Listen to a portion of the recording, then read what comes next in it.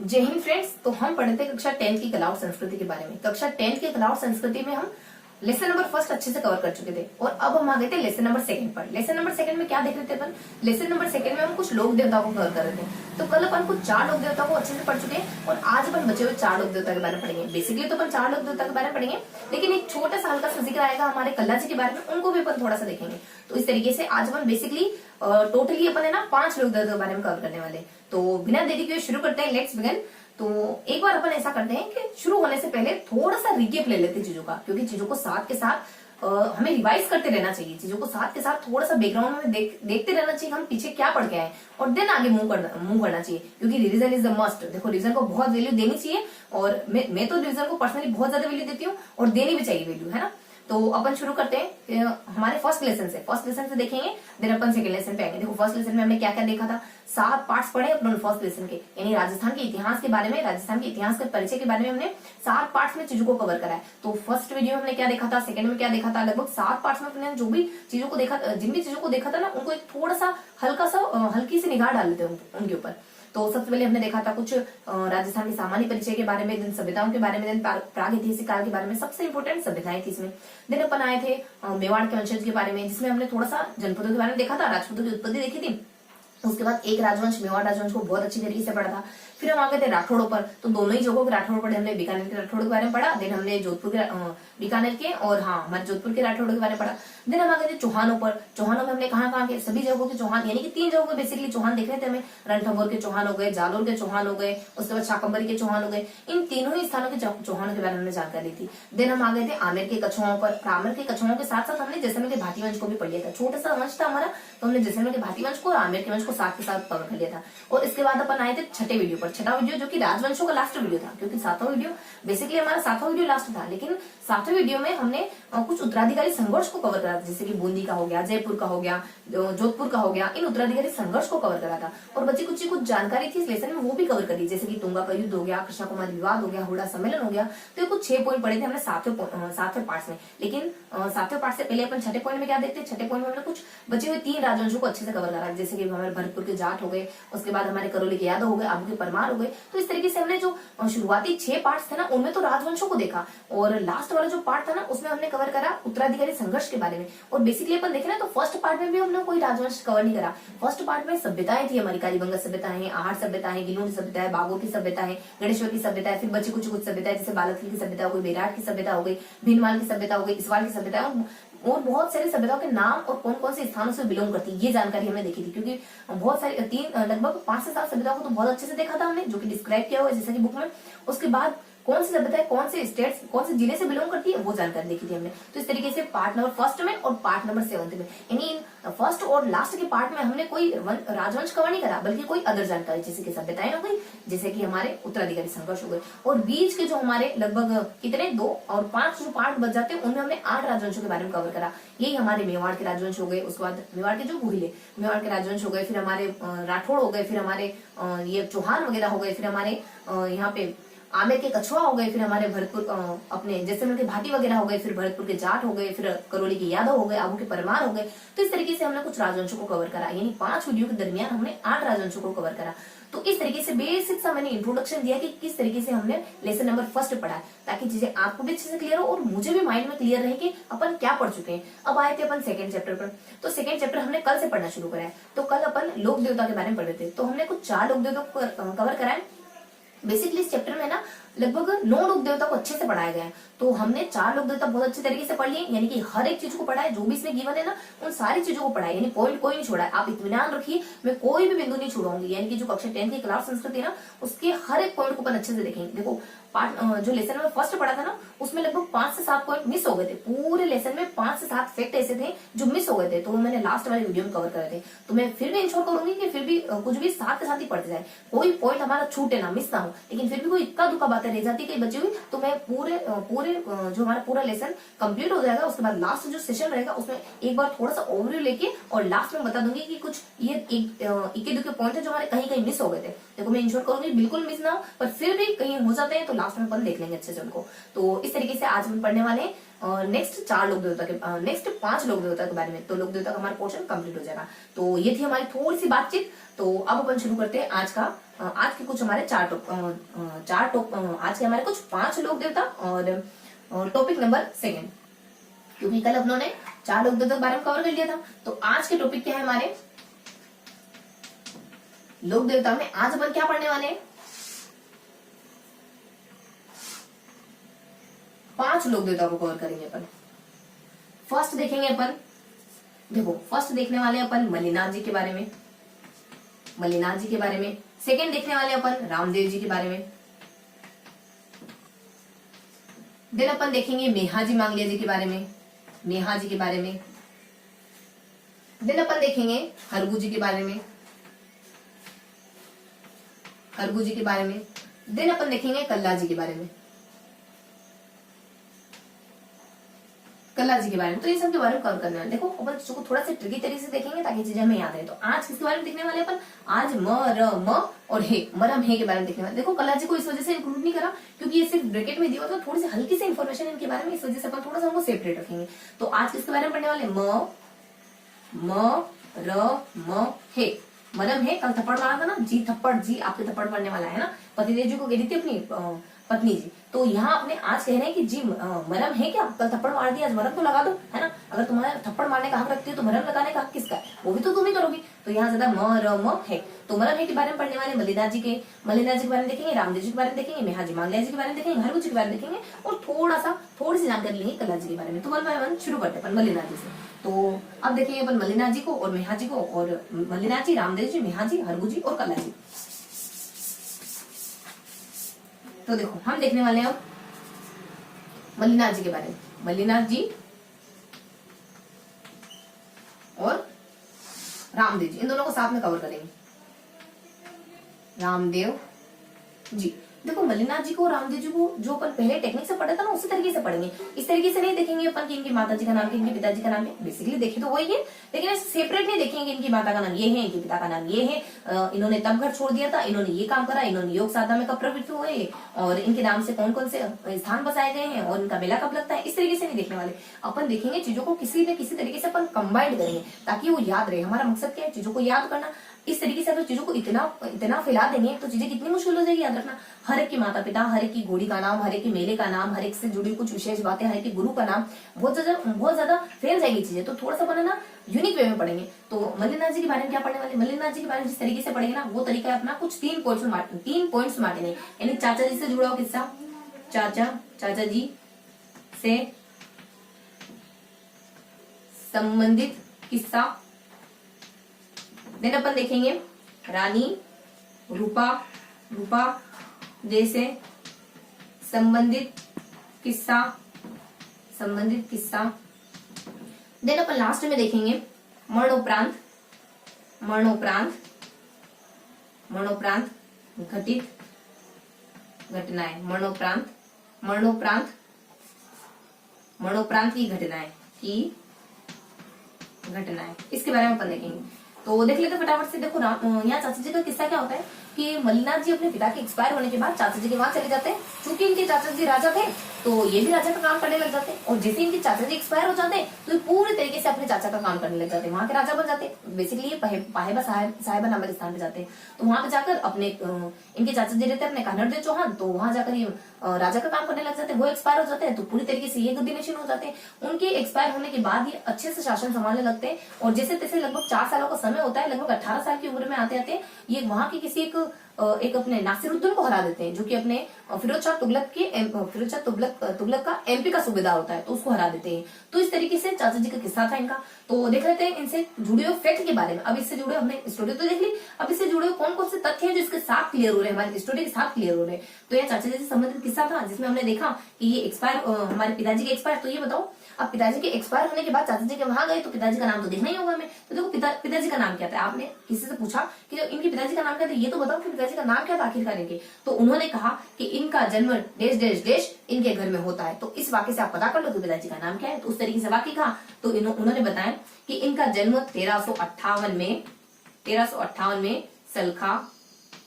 सलखा व जानी दी के घर हुआ। जानी दे के घर हुआ। बस ये कोटेशन कह दिया तो आपने पता कर लिया पिताजी का नाम इनका सल का है, तो बस इस तरीके की बात आ जाती है। उसके बाद अब स्टोरी शुरू करते हैं कि ये पिता के एक्सपायर होने के बाद पाहेबा साहिबा नामक स्थान पर चले गए थे। तो ये कहाँ चले गए थे, तो ये स्थान किस स्थान पर गए थे, तो पाहेबा साहिबा स्थान पर गए थे। पाहेबा साहिबा जो कि जोधपुर में पड़ता है, ये पाहेबा साहिबा वही स्थान है जिसको उन्होंने लेसन नंबर फर्स्ट में पढ़ा था कि जेत सिंह हमारे पाहेबा साहिबा नामक स्थान पे माने जाते हैं। उन्होंने अपने एक मंत्री नागराज को भेजा था, हालांकि अपने शेषासुर की मदद लेने के लिए। वो मालदेव से युद्ध कर रहे थे पाहेबा साहिबा नामक स्थान पर, शेषासुर से मदद मांगने के लिए नागराज को भेजा था, लेकिन सही समय में मदद नहीं पहुंच पाई और अल्टीमेटली इनको काल का ग्रास बनना पड़ गया था अपने जेत सिंह को। वही जेत सिंह जो अपने कामरान को हराते हैं 1534 के युद्ध में। कामरान कौन, हुमायूं का बड़ा भाई माना जाता है कामरान।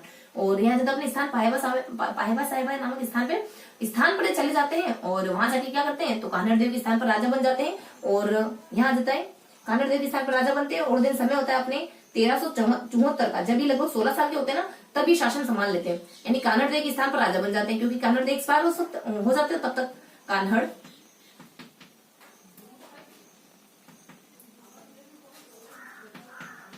कान्हड़ देव के स्थान पर शासक बन जाते हैं।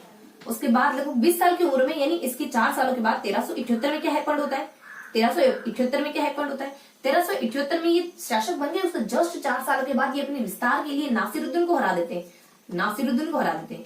नासिरुद्दीन की सेना को परास्त कर देते हैं। और कौन है नासिरुद्दीन, तो ये नासिरुद्दीन है अपने कोई अपने फिरोज शाह तुगलक है, तो फिरोज शाह तुगलक का एमपी का सूबेदार है। तो ये अपने फिरोज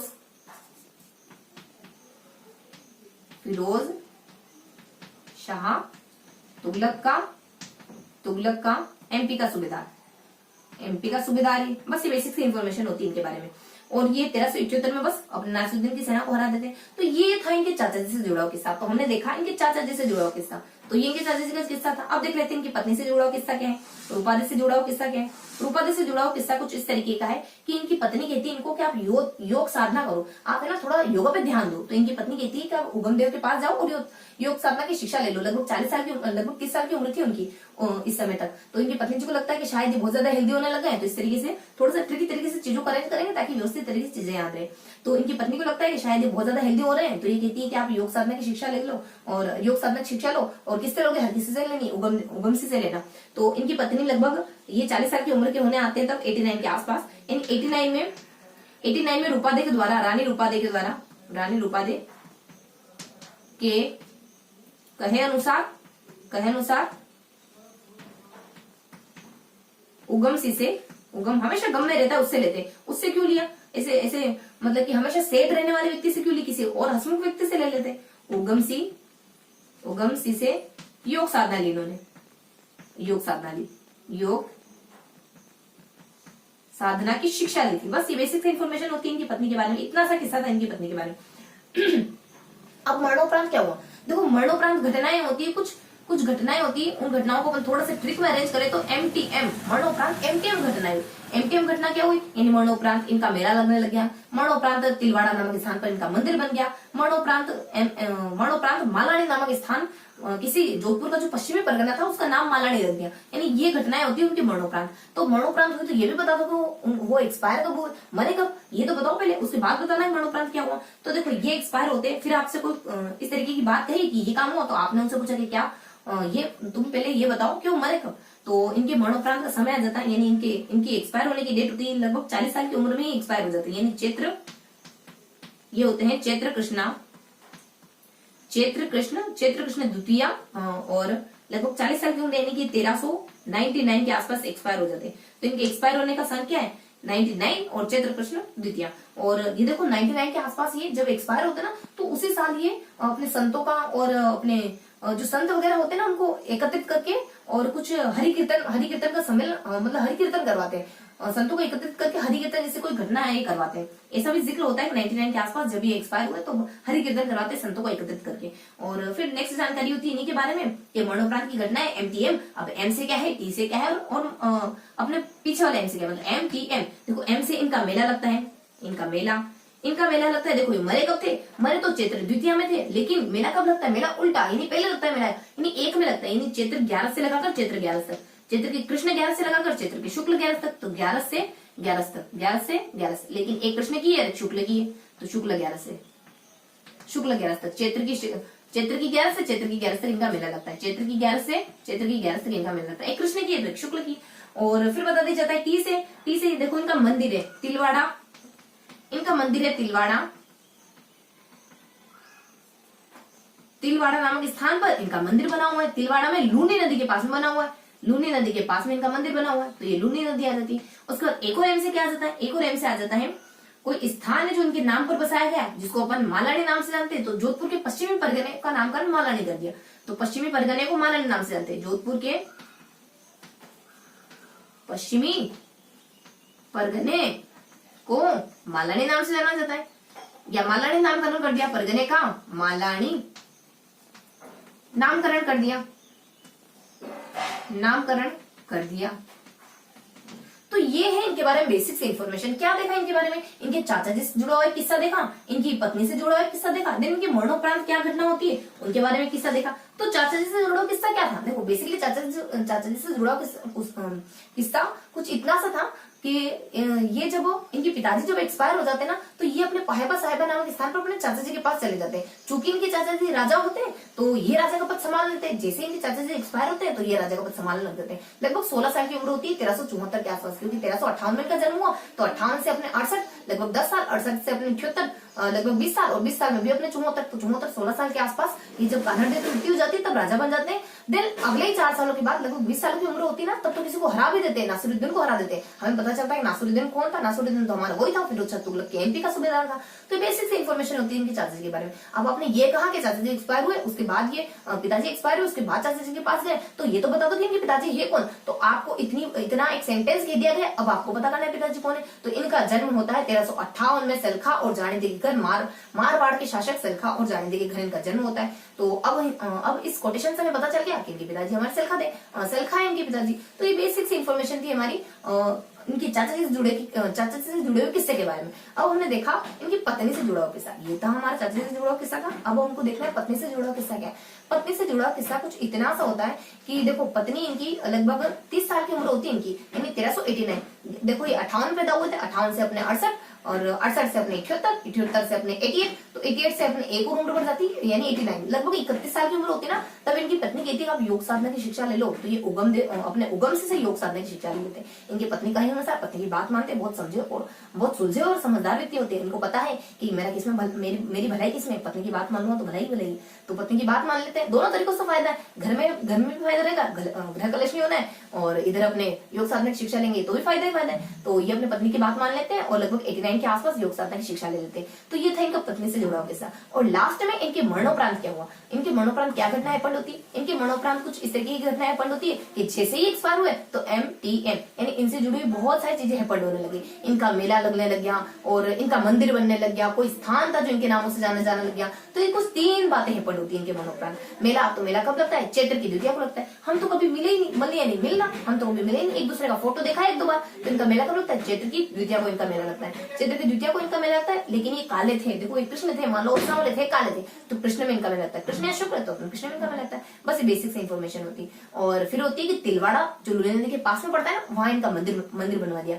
फिर बता देते अपन कि जो जोधपुर का पश्चिमी परगना है उसका नामकरण मालानी के नाम से कर दिया, उस परगने को मालानी के नाम से जाना जाने लग गया। तो इस तरीके से अपने इसको ना 3 पार्ट्स में बांट के पढ़ा। तो बस ये लास्ट में इनके मरणोपरांत होने वाली घटनाएं थी।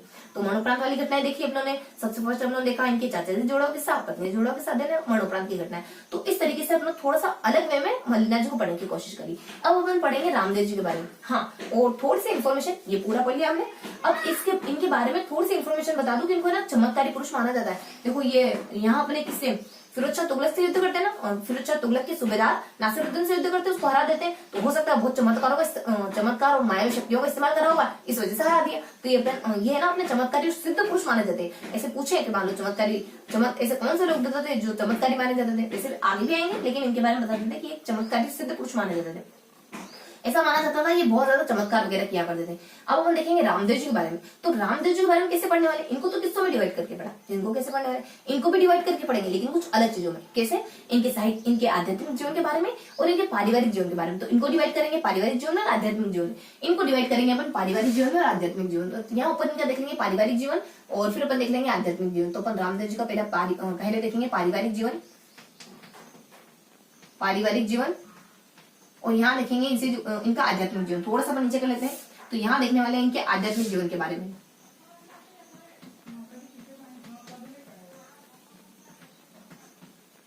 आध्यात्मिक जीवन के बारे में देखो, पारिवारिक जीवन के बारे में क्या देखना है, इनका जन्म है, इनके माता पिता है, इनकी पत्नी है और इनकी भतीजी है। इनकी भतीजी के बारे में भी हम थोड़ा सा देखेंगे बस, और लास्ट में एक्सपायर कब हो जाते हैं ये देख लेंगे। इनके हल्के से इनके बेसिक से जीवन के बारे में, यानी इनका जो पारिवारिक जीवन था कैसे क्या था, और इनके रिलेशन के बारे में, रिश्तों के बारे में। आध्यात्मिक जीवन कैसा था, इनका मेला कब लगता था, और इनके थान वगैरह, इनके पगलिये वगैरह, और फिर इनके कामड़िया पंथ वगैरह, तेरह ताली वगैरह।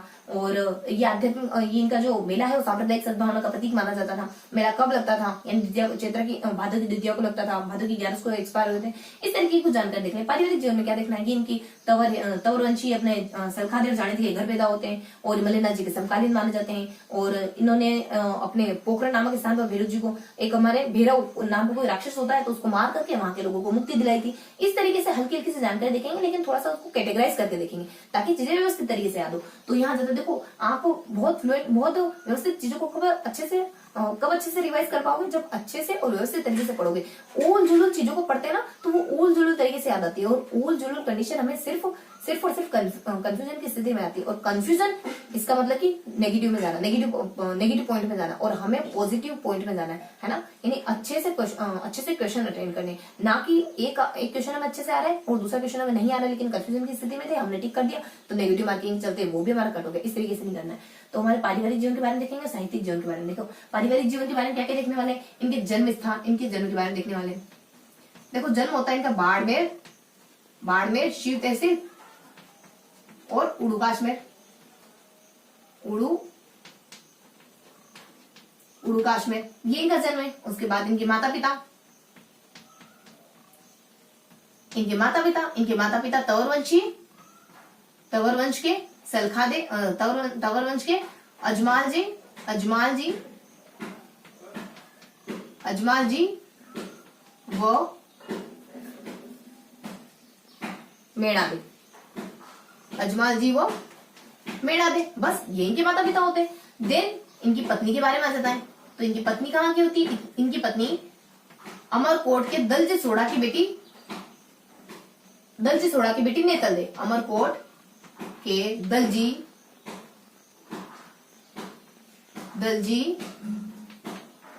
सोढ़ा की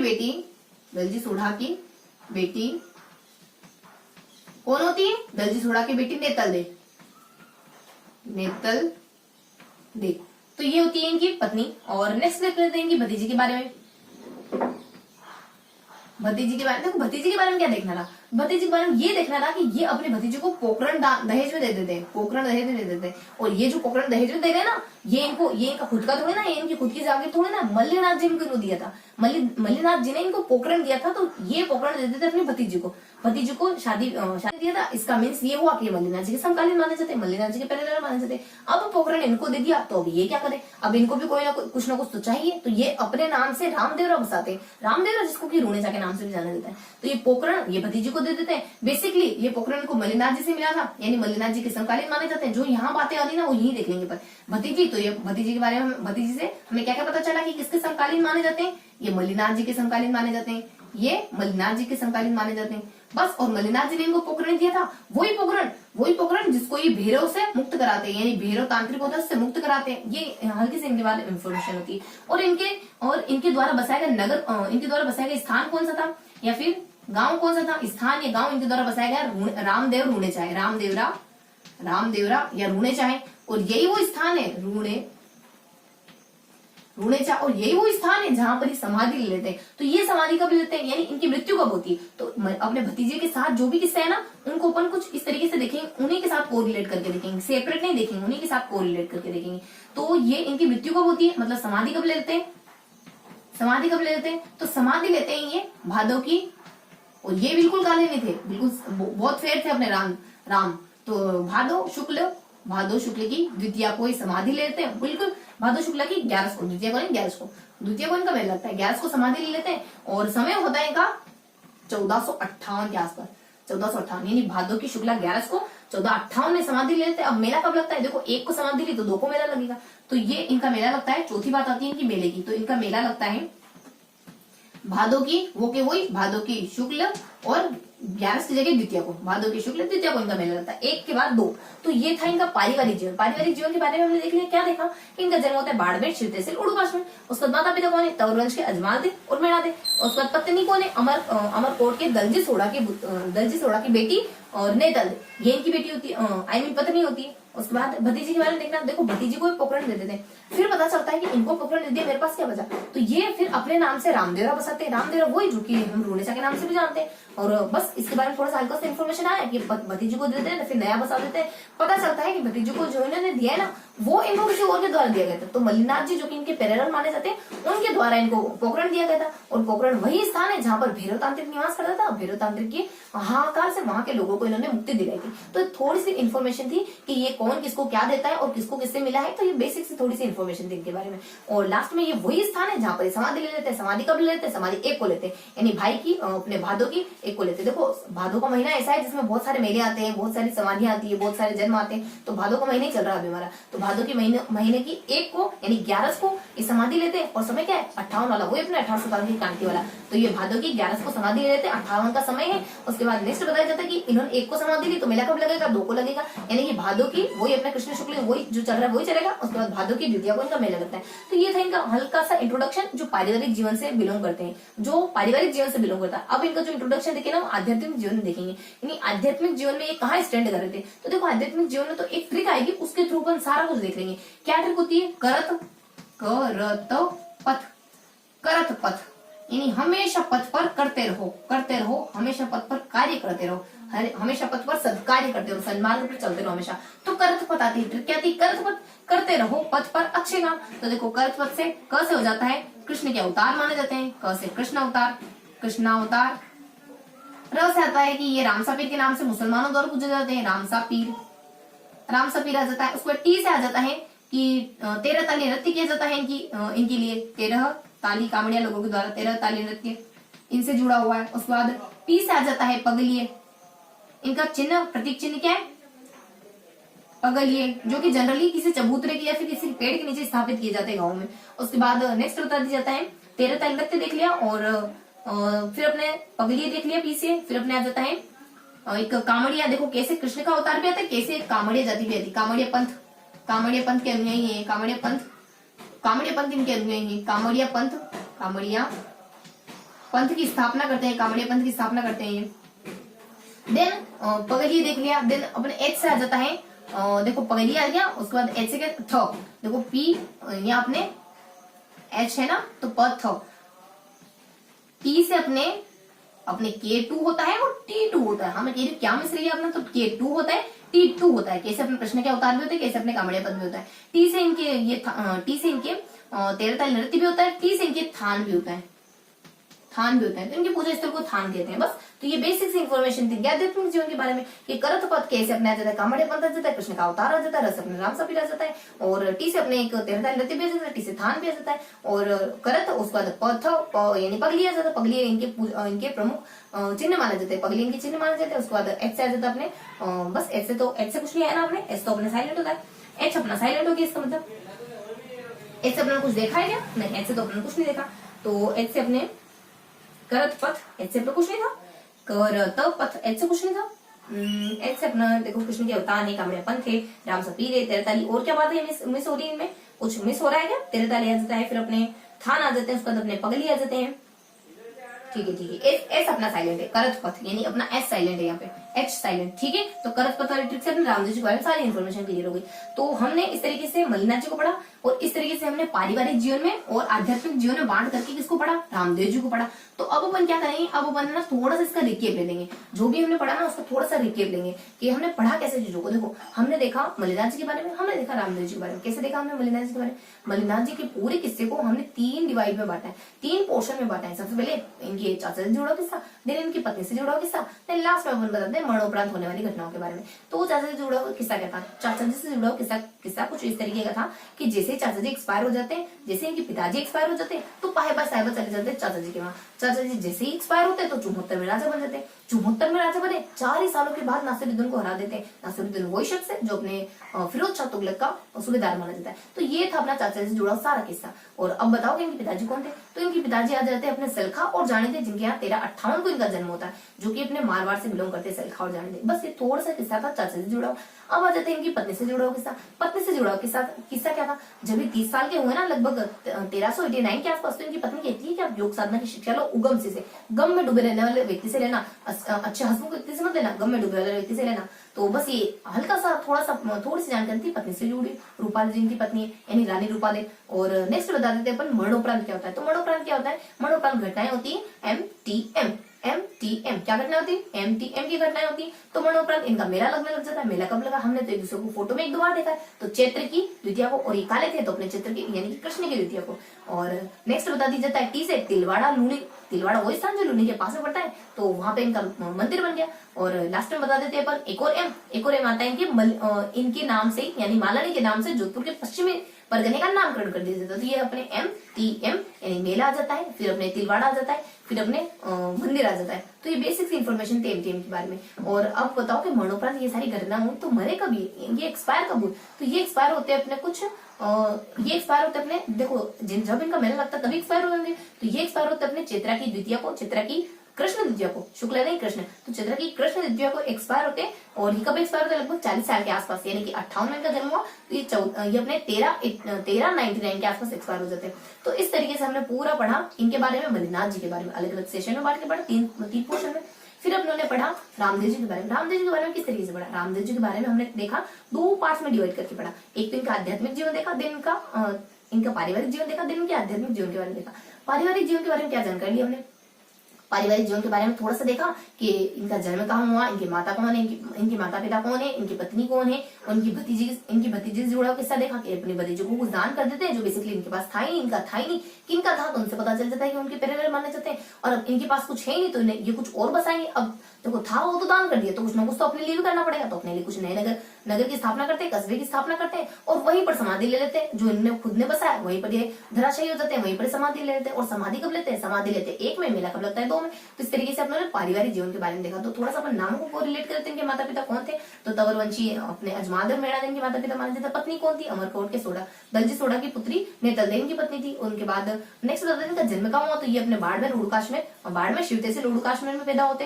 देन इनकी भतीजी के बारे में क्या किस्सा होता है कि भतीजी को दे दिया इन्होंने पोकरण, दहेज में खुशी खुशी पोकरण तो दे दिया, लेकिन अब इनको खुद को कुछ चाहिए। तो ये क्या करते हैं? रामदेवरा नामक स्थान बसा देते अपने नाम से, रूणेचा नामक रामदेवरा रूणेचा बसा देते अपने नाम से। और ये स्थान इनको इतना पसंद आता है कि मरने के लिए यही स्थान चूज करते हैं। और इनकी मृत्यु होती है अपने 1 के आसपास, यानी कि चैत्रा की भादवा की।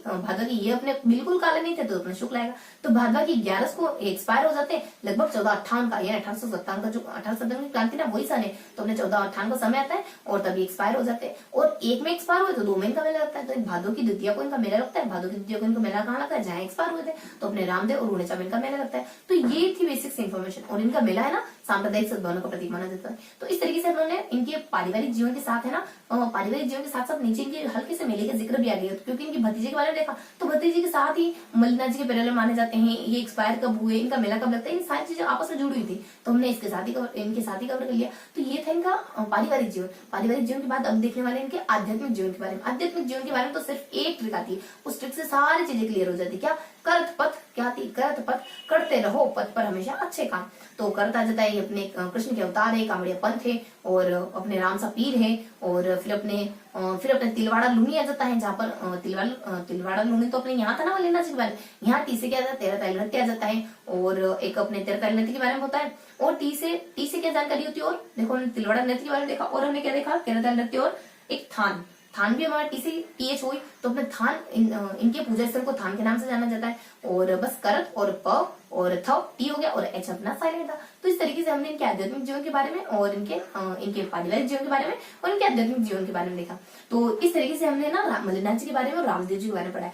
अब क्या पढ़ने वाले अपन? देखो मैं मानती हूँ कि इन्फॉर्मेशन थोड़ी सी ज्यादा है, लेकिन चीजों को है ना अपन ट्रिकी तरीके से देखेंगे ना तो चीजें बहुत अच्छी तरीके से याद रहेगी। देखो याद किसे रखना है, ये चाचा जी का किस्सा है, रानी का किस्सा है, मरणोपरांत की घटना है, पारिवारिक जीवन है, उसके बाद आध्यात्मिक जीवन है, 2-4 बार इसको देखोगे ना इस तरीके से तो चीजें ऑटोमेटिकली याद हो जाएगी। बस थोड़ा सा पॉजिटिव रहना है ना, कि हमें ये पर्सपेक्टिव लेके नहीं चलना कि इतनी सारी इन्फॉर्मेशन है, इनका नाम क्या है, देखो ये इनका जन्म कब हुआ और मतलब कि किससे बिलोंग करते हैं, किसके पैरेलल माने जाते हैं, मृत्यु कब हुई, कहाँ से कहाँ चले गए और कौन आया था पाहेबा में, कब हराया था, किसको हराया था। तो है ना लोड लेके नहीं पढ़ना है, बस चीजों को थोड़ा सा फ्रीली माइंड होकर देखना है, थोड़ा सा 1-2 बार अच्छे से ओवरव्यू लोगे ना, अच्छे से इसको देखोगे कि चाचा जी किस्सा क्या था, पत्नी का क्या था, मरणोपरांत क्या घटना हुई थी, पारिवारिक जीवन कैसा था, उसके बाद आध्यात्मिक जीवन कैसा था, इस तरीके को थोड़ा सा एक बार थोड़ा सा ब्रॉड माइंड होकर सोचोगे देखोगे ना तो चीजें अच्छे से याद हो जाएंगी। तो अब अपन देखने वाले हैं ना मल्लिनाथ जी रामदेव जी के बारे में क्लियर हो गया।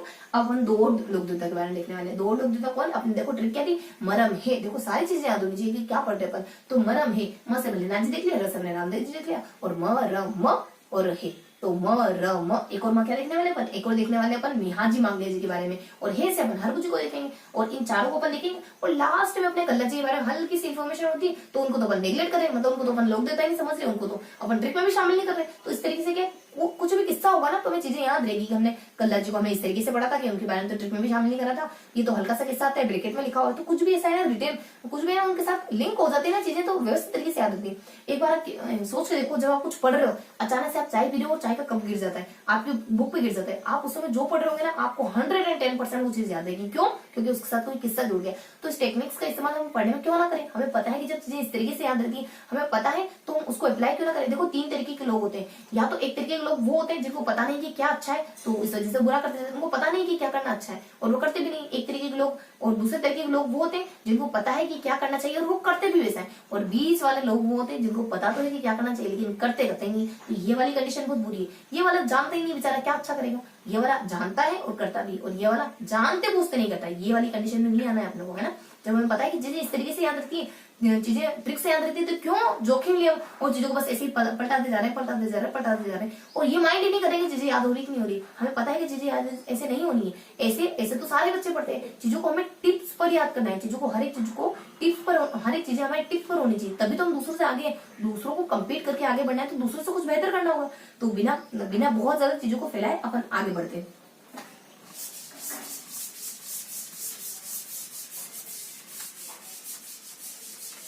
अब क्या देखेंगे अपन, अब देखेंगे अपन मिहाजी मांगलिया जी के बारे में और हरगुजी के बारे में।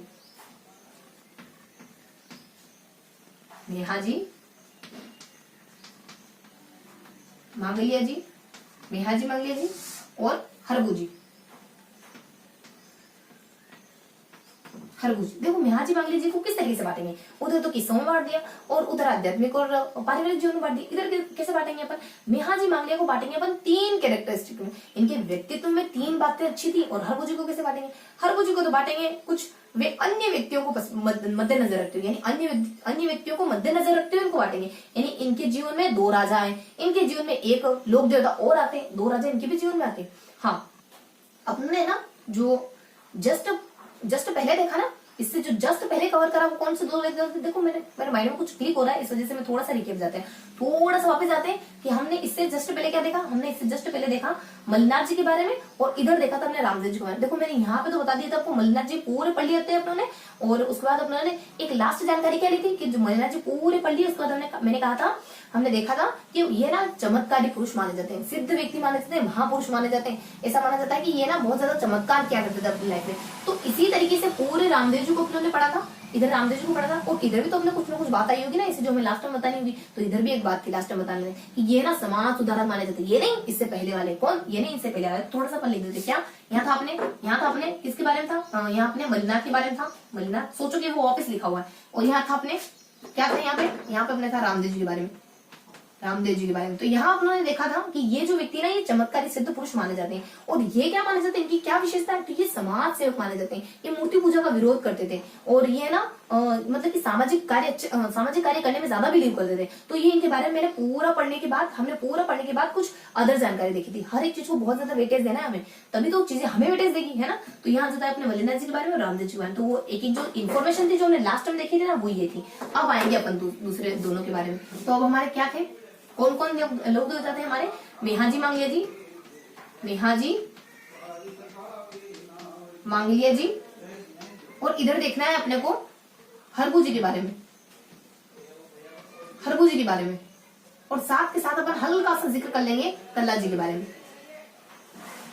हल्का सा अपन थोड़ा सा जिक्र कर लेंगे यहाँ पर।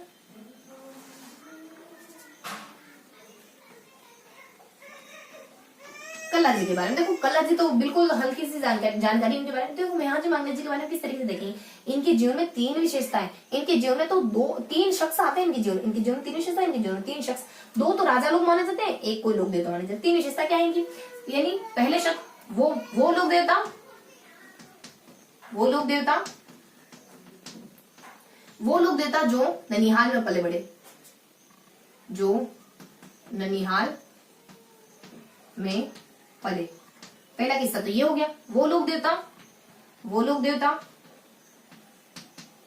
जो दो महाराजा से संबंधित, 2 महाराजा से संबंधित। लास्ट में आ जाएगा मेहाजी मांगलिया जी शकुन शास्त्री के रूप में, शकुन शास्त्री के रूप में। ये इस तरीके की जानकारी थी। देखो अब इसमें क्या क्या इन्फॉर्मेशन होती है ना, तो अपने लोक देवता, वो लोक देवता जो ननिहाल में पड़े, देखो इनमें क्या इन्फॉर्मेशन होती है, इस वाले पॉइंट में क्या इन्फॉर्मेशन होती है। बेसिकली ये तंवर वंशीय, पवार वंशीय, पवार क्षत्रिय परिवार में पैदा होते हैं, पवार क्षत्रिय परिवार में इनका जन्म होता है, लेकिन पाले कहां जाते हैं, ये पाले जाते हैं मांगलिया जी परिवार, मांगलिया गोत्र के, इनके ननिहाल पक्ष की तरफ से इनका पालन पोषण होता है, मांगलिया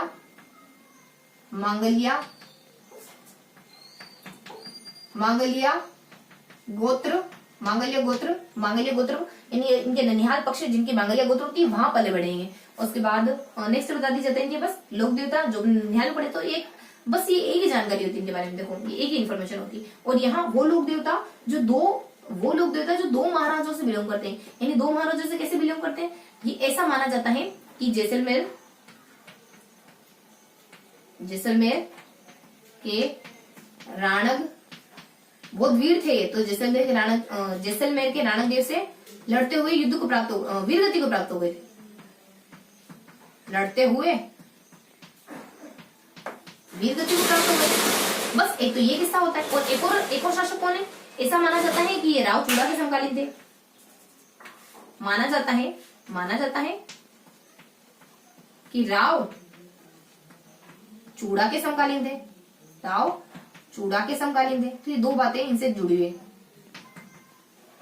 ऐसा माना जाता है कि ये राव चूड़ा के समकालीन थे,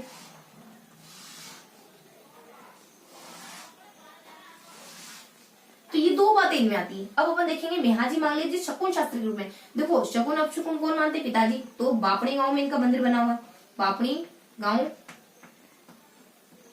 पूजा स्थल के रूप में जाना जाता है। इनका प्रमुख पूजा स्थल कौन है, कौन सा है, बापड़ी। उसके बाद भाई भी मानते हैं, तो भादोकी, और मेहाजी मांगलिया जी भी अपने काले थे, तो भादोकी, भादो कृष्ण अष्टमी को इनका मेला लगता है।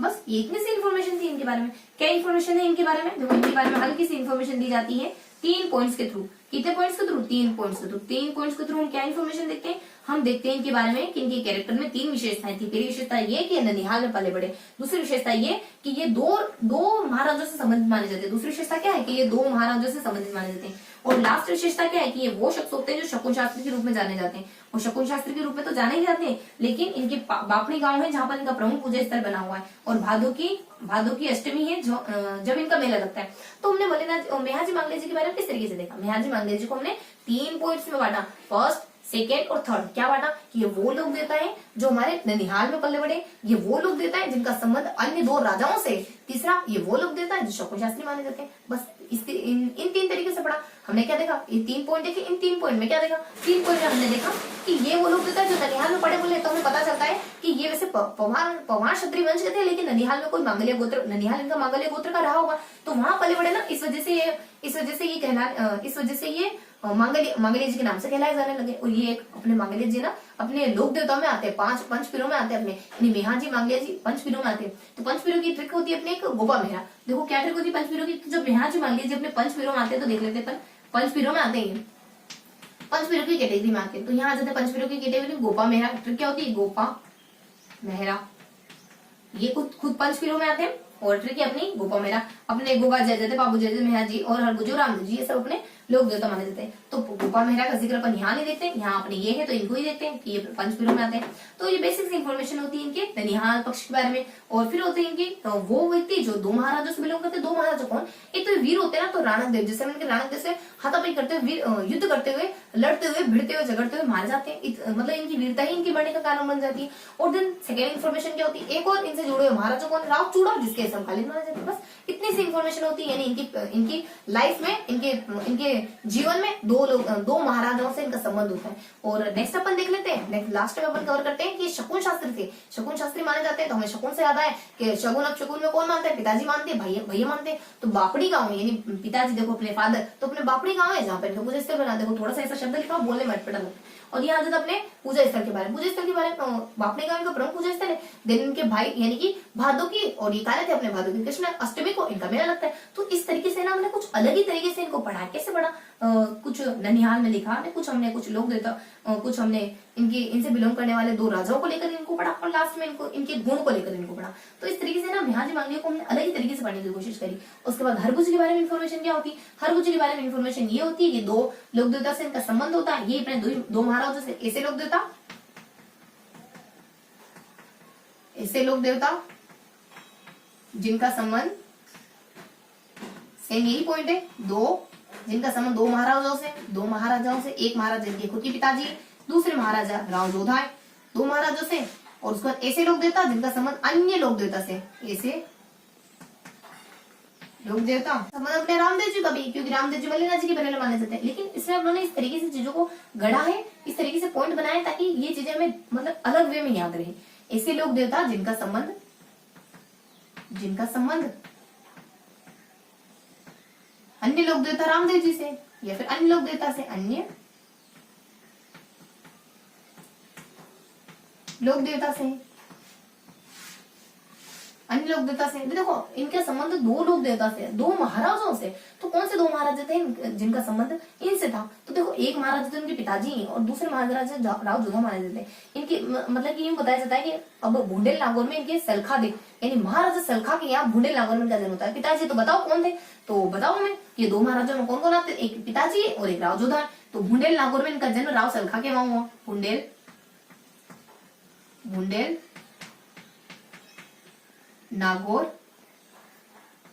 नागौर में महाराजा सलखा के यहाँ इनका जन्म हुआ। तो ये हो गए अपने एक महाराजा। दूसरे महाराजा राव जोधा के समकालीन है, तो समकालीन किसके हैं, राव जोधा के। तो ये राव जोधा के पैरेलल माने जाते, राव जोधा के समकालीन माने जाते। ऐसा किस्सा आता है कि मंडोर जीतने में इनका बहुत योगदान था हरगुज जी का। इन्होंने राव जोधा को आशीर्वाद दिया और कतार दी और कहा कि जाओ मंडोर तुम्हारा होगा। और आखिरकार और वाकई में और आखिरकार दोनों शब्द मिलकर वाखिर बन गए। देखो तो वाकई में और आखिरकार इनको मंडोर मिल भी जाता है, और तब ये इनसे बहुत ज्यादा खुश होते हैं। महाराजा राव जोधा इनसे खुश हो जाते हैं और इनको बेंगटी गांव दे देते हैं। बेंगटी मतलब बेग भर के को देते हैं, असर देते मान लो बेग भर के, तो इनको बेंगटी गांव दे देते हैं। और वो इनका प्रमुख पूजा स्थल बन जाता है, और वहां पे लोग इनको अर्चना करने के लिए, इनको पूजने के लिए आते हैं। और जब मनोती पूरी हो जाती तब वो खुश होकर के इनकी गाड़ी की पूजा की जाती है वहां पर। तो ये अन्य लोग देते थे अपने राव जोधा, और राव जोधा इनके आशीर्वाद से मंडोर जीत लेते हैं। कटार दी जाती है, सारा किस्सा इन्हीं का है। कटार देते और आशीर्वाद देते हैं तो ये मंडोर जीत लेते हैं। और देने खुश होकर ये बापड़ी बेंगटी यानी पूरा बेग भर के बेंगटी गांव इनका प्रमुख पूजा बेंगटी गांव दे देते हैं। तो ये वही स्थान इनका पूजा स्थल बन जाता है। और दिन यहाँ पर इनकी गाड़ी की पूजा करी जाती है, ये बेसिक सी इन्फॉर्मेशन थी, हल्की सी इन्फॉर्मेशन थी जो इनके राव जोधा से और हरगुज से बिलोंग करती थी। उसके बाद अपन देख लेते हैं ऐसे लोग देवता जो अन्य लोग देवता से बिलोंग करते हैं, यानी रामदेव जी। यानी इन्होंने रामदेव जी के कहे अनुसार इन्होंने अपने अस्त्र शस्त्र त्याग दिए और अपने गुरु बालीनाथ से शिक्षा ली। रामदेव जी के गुरु भी बालीनाथ ही माने जाते हैं, बालीनाथ। रामदेव जी के कहे अनुसार इन्होंने अस्त्र शस्त्र त्याग दिए और बालीनाथ से शिक्षा ग्रहण कर ली इन्होंने। तो ये रामदेव जी के कहे अनुसार करा, इस वजह से हमने कह दिया कि ऐसे लोग थे जिनका रामदेव अन्य लोग से संबंध है। तो ये था इनके बारे में, ये था इनके बारे में, हरभुजी के बारे में, और हरभुजी के 2 महाराजा से बिलोंग के बारे में, और एक जानकारी थी हरभुजी के अन्य लोग से संबंध के बारे में। तो अब देख लेते हैं कलाजी के बारे में। कलाजी के बारे में क्या इन्फॉर्मेशन होती है इनके बारे में? तो सिर्फ दो बातें, मुश्किल से 2-3 बातें, कि ये है ना 4 हाथ वाले लोक देवता के रूप में प्रसिद्ध है, 4 हाथ वाले लोक देवता के रूप में प्रसिद्ध है, और इनका सर रुंडेला में जाकर गिरा था, रुंडेला में जाकर गिरा था। और नेक्स्ट बता दिया जाता है, जब अकबर ने चित्तौड़ पर हमला किया था, अकबर के चित्तौड़ हमले, अकबर का चित्तौड़ हमला।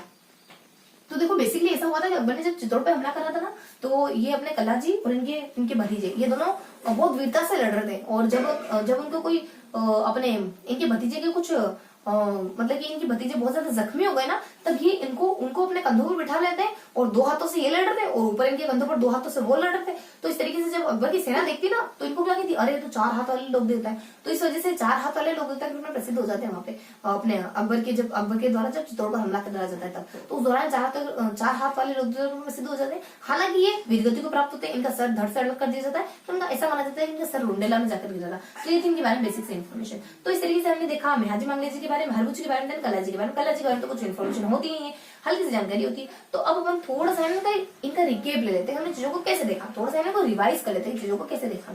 तो इस तरीके से 3 चीजों को पढ़ लिया, अब थोड़ा सा रिवाइज करेंगे अपन, है ना। तो रिवाइज में क्या लिखना है हमको लिखना है, हमने देखा मेहाजी मंगलेजी के बारे में, हमने देखा अपने हरभुजी के बारे में, हमने देखा थोड़ा सा किस्सा कलाजी के बारे में।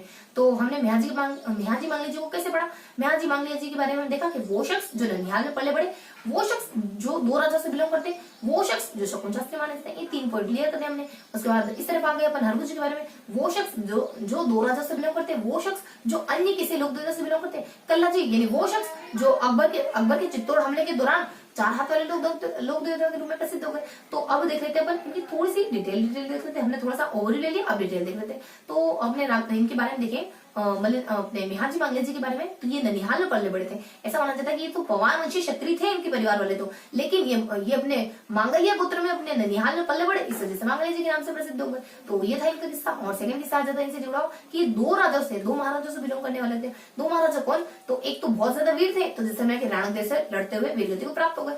और सेकंड इन्फॉर्मेशन होती है इनके बारे में, एक और महाराजा कौन है, वो महाराजा चुंडा जिनके समकालीन महाराजा थे। और दिन अपन देख लेते हैं लास्ट में शकुन शास्त्री के रूप में। तो शकुन शास्त्री ज्यादा शकुन कौन मानते, पिताजी मानते, भैया मानते।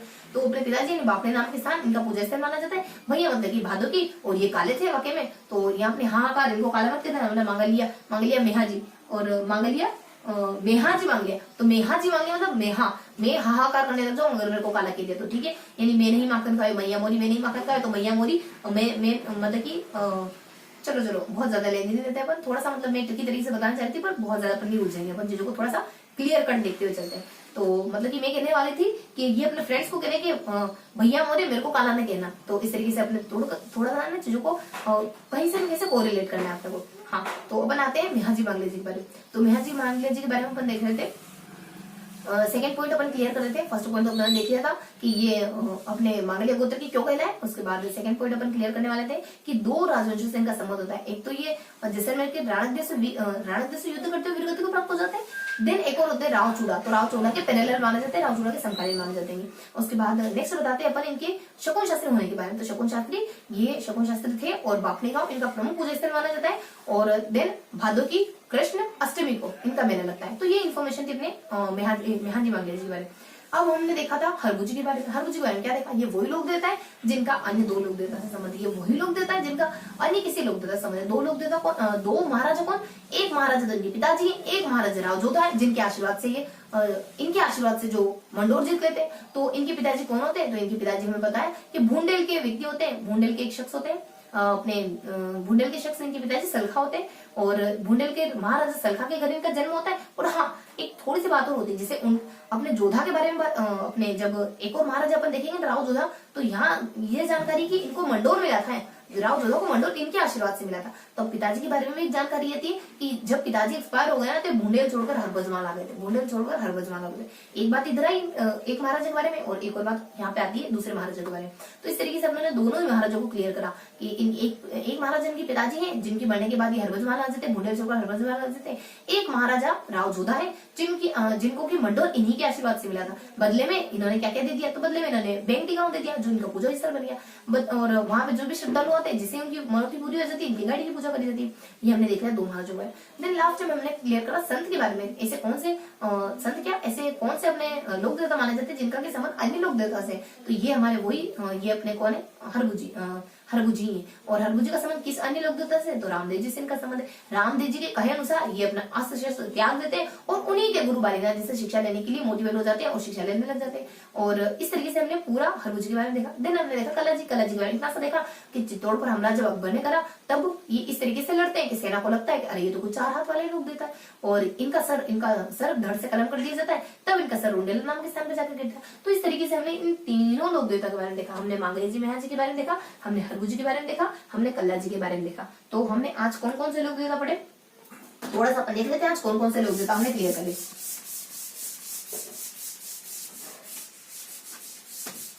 हाँ, तो अब अपन आ जाते थोड़ा सा अपन फाइनली चीजों को देख रहे थे कि आज हमने देखे कुछ 5 लोक देवता। तो सबसे पहले हमने देखा मलिनाथ जी के बारे में। देन हमने देखा रामदेव जी के बारे में, क्योंकि हमारी ट्रिक क्या थी, मरम, रामदेव जी के बारे में। देन हमने देखा मलिनाथ जी के बाद हमने देखा मेहा जी मांगिया जी के बारे में, मेहा जी के बारे में। देन हमने देखा हरभुजी के बारे में, हरभुजी के बारे में। देन हमने देखा कल्ला जी के बारे में। तो इस तरीके से हमने कुछ 5 लोक देवता को क्लियर करा। मेहा जी मांगलिया जी को हमने 3 किस्सों में बात कर पड़ा है, जो इनके एक किस्सा इनकी चाचा जी का है, एक किस्सा इनकी वाइफ का है, और लास्ट वाला किस्सा इनके मरणोपरांत की घटना का है। रामदेव जी को हमने 2 तरीके से बात की पड़ा, एक इनका पारिवारिक जीवन देखा, दूसरा इनका आध्यात्मिक जीवन देखा। मेहा जी मांगलिया जी को इनकी 3 कैरेक्टरिस्टिक 3 विशेषताओं का अलग पड़ा। वो लोग देवता जो ननिहाल में पढ़ते हैं, वो लोग पढ़ते मतलब की पालन पोषण होता है। वो लोग देवता जिनका अन्य 2 महाराजों से संबंध है, वो लोग देवता जो शकुन शास्त्री माने जाते हैं। इस तरीके से डिवाइड करके पढ़ा। हरभुजी को हमने देखा कि वो लोग देवता जिनका अन्य 2 महाराजों से संबंध है, सेम इनका और इनका 1 पॉइंट सेम है। उसके बाद नेक्स्ट देख लेते हैं कि वो लोग देवता जिनका अन्य लोग देवता से संबंध है। उसके बाद कल्ला जी के बारे में एक इन्फॉर्मेशन देखी कि अकबर के हमले के दौरान ये 4 हाथ वाले लोग देवता के रूप में प्रसिद्ध हो जाते हैं, रुंडेला में इनका सर जाकर गिरता है। तो इस तरीके से आज का हमने कुछ 5 लोक देवता का सेशन कवर करा है। तो ये था हमारा आज का सेशन जो 5 लोक देवता को कवर करता है। तो फिर मिलेंगे किसी ऐसे ही अगले सेशन में, तब तक के लिए जय हिंद।